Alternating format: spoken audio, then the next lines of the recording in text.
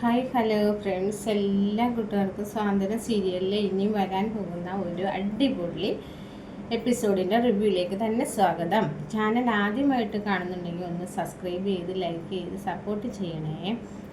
ഞാൻ ഈ പറയാൻ പോകുന്നത് തമിഴിലെ പൂന്യ സ്റ്റോർ 2 കഥയാണ് പറയാൻ പോകുന്നത്.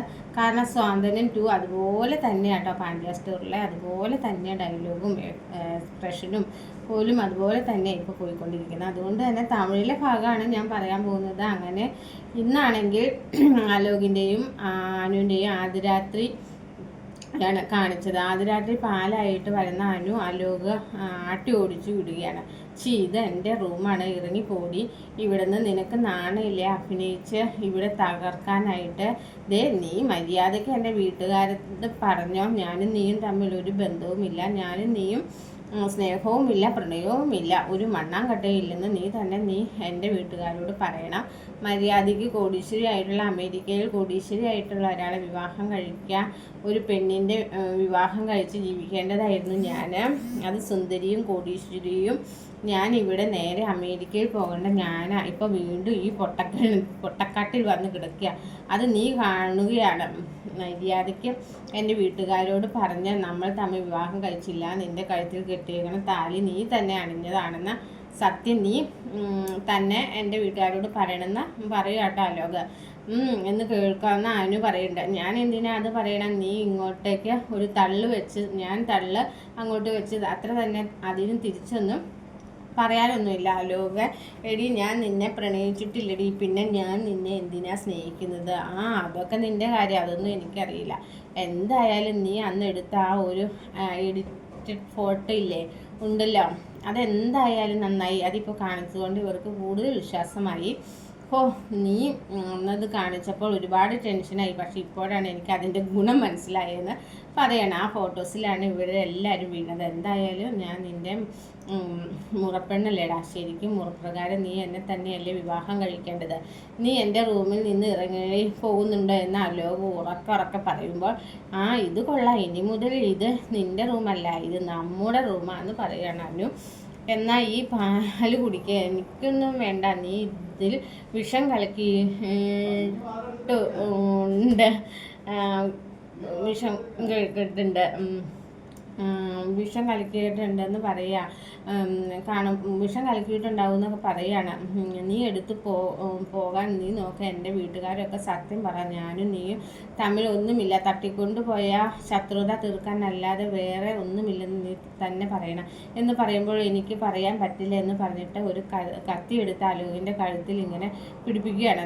മര്യാദയ്ക്ക്, അല്ലെങ്കിൽ നീ എന്നെ കല്യാണം കഴിഞ്ഞപ്പോഴേക്കും നിനക്ക് എന്നെ ആവശ്യമില്ല, നീയും ഞാനും തമ്മിൽ ഒരു ബന്ധവുമില്ലെന്ന, നിനക്ക് എന്നെ മതിയായി എന്നൊക്കെ പറഞ്ഞ് എന്നെ ഉപേക്ഷിക്കുക എന്ന് പറഞ്ഞ് ഇവിടെ ഞാൻ ബഹളം ഉണ്ടാക്കും. പിന്നെ അറിയാലോ, എല്ലാവരും നിന്നെ അതിൽ വഴക്ക് പറയണം. പിന്നെ പോലീസായി കേസായി കാര്യങ്ങളൊക്കെ. അപ്പോൾ അതൊക്കെ ഒന്നും വേണ്ടെന്നുണ്ടെങ്കിൽ നല്ല കുട്ടിയായിട്ട് ഇവിടെ കിടന്നു. അയ്യോ, ഇവിടെയല്ല, ഞാൻ വേണമെങ്കിൽ കട്ടിൽ കിടക്കാം, ആലോകിന് ഇഷ്ടമാണെങ്കിൽ കട്ടിൽ കിടന്നു. നിൻ്റെ കൂടെ കിടക്കാനോ? എൻ്റെ പട്ടി വന്ന് കിടക്കും. ആലോക് പട്ടിയോ ഉണ്ടോ? കുഴപ്പമില്ല, എനിക്ക് പട്ടികളെ ഭയങ്കര ഇഷ്ടമാണ്. പട്ടികളെ നമുക്ക് അങ്ങോട്ട് സ്നേഹം കൊടുത്താലോ തിരിച്ച് സ്നേഹം തരും. മനുഷ്യരെ പോലെ അല്ല, നമുക്ക് അവിടെ ആവശ്യമുള്ള സമയത്ത് മാത്രം സ്നേഹം കാണിച്ച് കൂടെ നിൽക്കുന്ന അവരൊന്നുമല്ല പട്ടികൾ. അവരെന്നല്ല പട്ടികളെ നായകളെ സ്നേഹമുള്ളവരാണ്. അതുകൊണ്ട് എനിക്ക് കുഴപ്പമില്ല. അലോകിൻ്റെ നായയെ എൻ്റെ അടുത്തേക്ക് വിട്ടു, ഞാൻ അതിനെ കെട്ടിപ്പിടിച്ച് കട്ടിലിൽ കിടന്നോളാം. അലോക് നിലത്ത് കിടന്നു. നിൻ്റെ ഒരു അഹങ്കാരം ഞാൻ കാണിച്ചു തരാടി നിന്നെ. പുറത്തേക്ക് ഇറങ്ങിയാണ്. അപ്പോഴേക്കും മുത്തശ്ശി വരുന്നുണ്ട്. നീ ഉറങ്ങിയില്ലേ? സമയം എത്രയായാലോ? പാവം അനുമോൾ നിന്നെ കാത്ത് റൂമിൽ കുറേ നേരമായില്ലേ ഇരിക്കണം. എന്തിനാ അതിരാത്രി തന്നെ അകത്തേക്ക് കയറി കിടക്കട, ഈ കൊച്ചുങ്ങളുടെ ഒരു കാര്യം എന്ന് പറഞ്ഞിട്ട് മുത്തശ്ശി അവിടെ നിന്ന് പോവുകയാണ്. മുത്തശ്ശിയും തെറ്റിദ്ധരിച്ചു. അപ്പോഴേക്കും അനു പറയാ, അലോകേട്ടാ വന്ന് ഇവിടെ കിടന്ന. നീ അലോക എന്നല്ല, എത്ര നാളാ ഇപ്പം ചേട്ട എന്ന് കൂടിയായോ? അതെ ശരി അലോക എന്നാ ഞാൻ വിളിച്ചുകൊണ്ടിരുന്നത്, പക്ഷെ ഇപ്പോൾ കല്യാണം കഴിഞ്ഞില്ലേ, അപ്പോൾ അതുകൊണ്ട് അലോകേട്ടാ ഒരു കുഴപ്പവുമില്ല, വേഗം കിടക്കുന്ന. നാളെ നമുക്ക് ബന്ധുക്കളുടെ വീട്ടിലൊക്കെ വിരുന്നിന് പോകണ്ടേ? നീ ഒറ്റയ്ക്ക് അങ്ങോട്ട് പോയാൽ മതി. അതെ, മുൻപാണെങ്കിൽ ഒറ്റയ്ക്ക് പോയനെ, ഇപ്പോൾ കല്യാണം കഴിഞ്ഞില്ലേ, അപ്പോൾ ഒരുമിച്ചല്ലേ പോകണ്ടേ എന്നൊക്കെ പറ. അതേ, നീ വായോ അടപ്പിച്ചിട്ട് മിണ്ടാതെ കിടക്കും. ഞാനിവിടെ മൂലയ്ക്ക് എവിടെയെങ്കിലും കിടന്നോളാം എന്ന് പറഞ്ഞിട്ട് അലോക് നിലത്ത് പായ പിടിച്ച് കിടക്കാട്ടോ. അതിന് സമാധാനത്തോടെ കട്ടിലേക്ക് കിടക്കാട്ടോ. അതേസമയം ബാലനെ കുടിച്ചാകെ നശിഞ്ഞു നാറി കൊണ്ടിരിക്കുകയാണ്. ഇനിയിപ്പോൾ ഈ ഒരാഴ്ച ഫുള്ളും ബാലൻ കൂട്ടി തന്നെ ആയിരിക്കും കേട്ടോ. തൻ്റെ മോളെ തന്നെ ചതിച്ചു. തൻ്റെ മുമ്പിലുള്ള അലോകിനെ കൈ പിടിച്ച്, അതായത് ജീവിയുടെയും അനുവിൻ്റെയും കൈ രണ്ടും ചേർത്ത് പിടിക്കേണ്ട ആ ബാലന് ഇപ്പോൾ കാണേണ്ട വന്ന കാഴ്ച എന്ന് പറഞ്ഞ് അലോക് എന്ന് പറഞ്ഞ് വൃത്തികെട്ടവനെ കൈ പിടിച്ച് അതിന് കൃഷ്ണമംഗലത്തേക്ക് വലതുകാൽ വെച്ച് കയറുന്നതാണ് കാണേണ്ടി വന്നത്. അതാലോചിച്ചിട്ട് ബാലൻ വീണ്ടും വീണ്ടും കുടിയാട്ടോ, കുടിയോടുകൂടി. പക്ഷെ തൻ്റെ വീട്ടുകാരെ നാണം കിട്ടിയ അലോകിനെയും അലോകിൻ്റെ അച്ഛനെയും അമ്മയും പകരം വീട്ടാനായിട്ട് അനു വന്നേക്കണമെന്ന് ബാലൻ അറിയില്ല. പക്ഷെ ബാലൻ അറിയും ഒരു 3 മാസം സമയം പിടിക്കും കേട്ടോ. ഇപ്പോഴേക്കും എപ്പിസോഡ് ഒരു 100 എപ്പിസോഡ് കൂടി കഴിയുമ്പോഴേക്ക് ഈ വാർത്തകളൊക്കെ ബാലൻ അറിയും. തമിഴിൽ ഇത് 456-ാമത്തെ എപ്പിസോഡാണ്.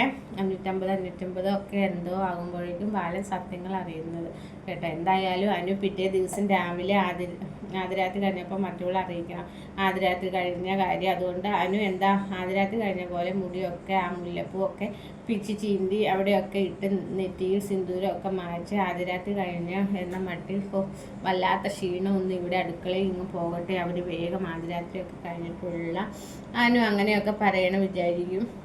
അവർ ശരിക്കും സീരിയസ് ആയിട്ട് ഇവിടെ ഫസ്റ്റ് നൈറ്റൊക്കെ കഴിഞ്ഞെന്ന് വിചാരിക്കും.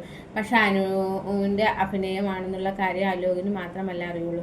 അനു പറയുന്നുണ്ട്, രാവിലെ എനിക്ക് കുറച്ച് പർച്ചേസ് ആണെങ്കിൽ ഒന്നും എടുക്കാതെ വന്നേ, ഡ്രസ്സൊന്നും എടുക്കാതെ വന്നേ, ദേ ഇട്ട ഡ്രസ്സ് മാത്രമേ ഉള്ളൂ, എനിക്ക് കുറച്ച് പർച്ചേസ് ഉണ്ട്. അലോക് ഏട്ടാ വാ ഏട്ടാ നമുക്ക് പർച്ചേസിന് പോകാമെന്ന്, തന്നെ പോയിക്കോ, ആ ശരിയൊക്കെ എന്ന് പറയാം. നമ്മുടെ അനു ഒരു വണ്ടി വിളിച്ചിട്ട് അവിടെ പർച്ചേസ് ചെയ്യാം എന്ന് പറഞ്ഞ് പോകാട്ടോ. കുറേ നേരം കഴിഞ്ഞിട്ടും അനുവിനെ കാണുന്നില്ല. അവൾ ഇതുവരെ കാണുന്നില്ലല്ലോ എന്ന് രാജശ്രീ പറയുന്നുണ്ട്. അല്ല, അവളെ എങ്ങോട്ടൊക്കെ പോയത് എന്ന് അലോക് ചോദിക്കുമ്പോഴേക്കും, അവളെ നിങ്ങളോട് പറഞ്ഞിട്ടല്ലേ പോയേ പർച്ചേസ്, അപ്പോൾ അവളുടെ കയ്യിൽ പൈസയുണ്ടോ? അതൊന്നും എനിക്കറിയില്ല എന്ന് പറയാണ്. തിരിച്ചു വരുന്ന ഞാൻ ഒരുപാട് ഗോൾഡുകളും ഡ്രസ്സുകളും ഒക്കെ വാങ്ങിക്കൊണ്ടാണ് അനു വരുന്നത്. മോളെ ഒരു കട മുഴുവൻ വാങ്ങിച്ചല്ലോ എന്ന് അച്യുതനും അനന്തനും പറയുമ്പോൾ, അതെ അറിയാലോ അമ്മാവ, ഞാൻ വീട്ടിൽ ഇരിക്കുന്ന സമയത്താണെങ്കിലും പുറത്തു പോകുമ്പോഴൊക്കെ ഞാൻ നല്ല ഡ്രസ്സ് ഇട്ടിട്ടാണ് പോകേണ്ടത്. അച്ഛൻ അങ്ങനെയാണല്ലോ ഡ്രസ്സ്, ഞങ്ങൾക്ക് ടിപ്പ് ടോപ്പായിട്ടാണ് ഞങ്ങൾ നടന്നത്. അച്ഛൻ നിർബന്ധമാണ് തേച്ചു വടി പോലെയുള്ള ഡ്രസ്സ് വേണം. ഞാൻ വീട്ടിൽ അമ്മയും ചേട്ടന്മാരും ഒക്കെ ഇടാൻ, ഏടത്തിമാരും അങ്ങനെ തന്നെയാണ്. അതുകൊണ്ട് പുതിയ കുറേ അധികം ഡ്രസ്സ് വാങ്ങിച്ചു, ഒരു 50 ഡ്രസ്സെങ്കിലും വാങ്ങിച്ചു. അപ്പോൾ അല്ലോ ചോദിക്കുന്നുണ്ട്, ഈ 50 ഡ്രസ്സൊക്കെ മേടിക്കാൻ നിൻ്റെ കയ്യിൽ എവിടെ പൈസ? വീട്ടിൽ നിന്ന് ഇറങ്ങിയപ്പോൾ നീ നിൻ്റെ ATM കാർഡായിട്ടാണ് വന്നത് അല്ലേ? അല്ല, പഠിക്കുന്നത് നിനക്ക് നിൻ്റെ അച്ഛൻ ഇത്രമാത്രം പൈസ തരുമോ? അല്ല, ഒരാൾക്ക് പർച്ചേസ് ചെയ്യാനാണല്ലോ, അതുകൊണ്ട് ചോദിച്ചതാണ്. ചിലപ്പോൾ നിന്നെ വിവാഹത്തിന് വേണ്ടി ഇട്ട് തന്ന ഒരു മാല, അത് ഡയമണ്ട് ആയിരുന്നോ? അത് നീ രാവിലെ തന്നെ കൊണ്ടുപോയി വിറ്റോ എന്നൊക്കെ ചോദിക്കുകയാണ് അലോക്. അത് കേൾക്കുന്ന അനു പറയുകയാണ്, എന്താ അലോകേട്ടാ ഇത്? ഇനി മുതൽ അലോകേട്ടൻ്റെ മാല എൻ്റെ മാല, അലോകിൻ്റെ മാല, അലോകിൻ്റെ പൈസ എൻ്റെ പൈസ, അങ്ങനെയൊക്കെ ഉണ്ടോ? അലോകേട്ടൻ്റെ പൈസ എൻ്റെയും പൈസ, എൻ്റെ പൈസ അലോകേട്ടൻ്റെ പൈസ. അതുകൊണ്ട് അലോകേട്ടൻ്റെ ക്രെഡിറ്റ് കാർഡ് വെച്ചിട്ടാണ് ഞാൻ ഇതെല്ലാം വാങ്ങിച്ചതെന്ന് പറയടി പരമദ്രോഹി. എൻ്റെ ക്രെഡിറ്റ് കാർഡോ? അതെ, അതൊരു ക്രെഡിറ്റ് കാർഡല്ല, അലോകേട്ടന് 3 ക്രെഡിറ്റ് കാർഡില്ലേ, അത് 3ഉം വെച്ച് അതിൻ്റെ എനിക്ക് തോന്നുന്ന മാക്സിമം എടുക്കാൻ പറ്റുന്ന പൈസ വളരെ കുറവായിരുന്നു. പിന്നെ ഞാൻ ഡെബിറ്റ് കാർഡും എടുത്തു. പിന്നെ അലോകേട്ടൻ്റെ ഒരു മാല എനിക്ക് കൊടുക്കേണ്ടി വന്നു. എനിക്കൊരു മാല മേടിക്കാൻ, കാരണം എനിക്ക് ആ ഒരു മാല മാത്രമേ ഉള്ളൂ, അതുകൊണ്ട് റോൾഡ് ഗോൾഡ്. അപ്പോൾ നീ എന്തിനാ ഇട്ടുകൊണ്ട് വന്ന ആ കയ്യിലും കഴുത്തിലും ഉണ്ടായതെല്ലാം റോൾഡ് ഗോൾഡാണോ? പിന്നല്ലാതെ, കല്യാണത്തിനല്ല എല്ലാവരും സ്വർണ്ണം ഇടുള്ളൂ, ഹൽദിക്ക് ആരെങ്കിലും സ്വർണ്ണം ഇടുമോ? ഒന്നും ഇട്ടിട്ടില്ല, റോൾഡ് ഗോൾഡ് അല്ല ഇടുള്ളൂ. അത് റോൾഡ് ഗോൾഡ് ആകെ ഉണ്ടായിരുന്ന ആ കഴുത്തിലെ പതക്കം പോലത്തെ മാലയായിരുന്നു, അത് റോൾഡ് ഗോൾഡാണെന്ന് പറയാണ്. അലോക് ചോദിക്കാണ്, പിന്നെ അല്ലാതെ എന്തായാലും ഞാൻ മേടിച്ച ഡയമണ്ട് മാല എങ്ങനെയുണ്ട്? സൂപ്പറായിട്ടുണ്ടോ? ഈ മാലയുടെ വില കേട്ടാൽ അലോകേട്ടൻ്റെ കണ്ണ് തള്ളിപ്പോകുന്ന അനു പറയണോ? അല്ലെങ്കിൽ എൻ്റെ കണ്ണ് തള്ളി തന്നെയാണ് നിൽക്കുന്നതെന്ന്. നീ എത്ര രൂപ എന്ന് പറ, അല്ലെങ്കിൽ വേണ്ട എനിക്ക് കേൾക്കണ്ട എന്ന് പറയാണ് അലോക്. മൊബൈൽ എടുത്തിട്ട് ഇങ്ങനെ മെസ്സേജ് ആ സമയത്ത് നോക്കുക കേട്ടോ.